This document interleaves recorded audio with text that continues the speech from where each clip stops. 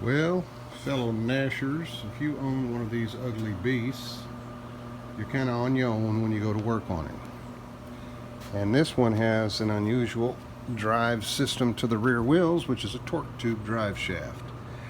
And it's got a problem because all the pressure from the driving wheel is applied to that center shaft, which is the drive shaft, and it pushes on the back of the transmission. And it has a panhard bar that was bolted up there.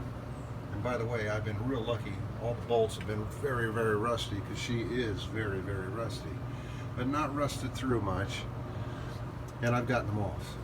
So, PB Blaster, let it sit, take them off slow. But I've got to disconnect the hydraulic brake line over there on the other side. I haven't done that yet. I did disconnect the U-bolts right down there from the axle and then lifted the car up, and the axle stayed in place. And you have to do that because you have to roll this whole assembly back as one piece. It doesn't come apart. There's no rear U-joint.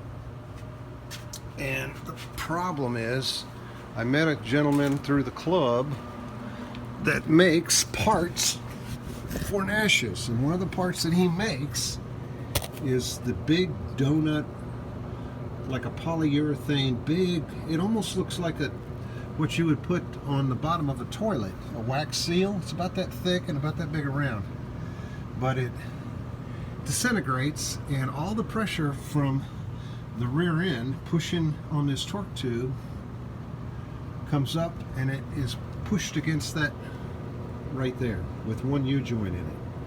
And at about 25 miles an hour, when I got it running and driving, it vibrated like crazy. So I'm fortunate that he actually had the original mold, tells you exactly how to put it in, and it's expensive, but it's the only way this car can ever move again.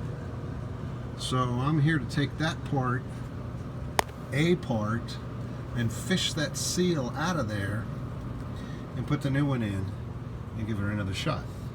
But I have to disconnect the parking brake cable right here, and there's a C-clip on the other side of this part of the tube that I got to take out, but I've already got it unbolted, and then I zip tied it up so that the cable to the rear axle is out of the way, and then I can start unbolting this thing. So I'll put up another video of how I do. I'm going to try to keep the rear end, the torque tube itself, straight. So I'm going to probably jack it back up with my jack back there and put one up here to support it so I can move it back straight, because it's got to come out about 4 or 5 inches to clear this thing so I can get in there and dig that seal out. So we'll see how it goes. So far, so good.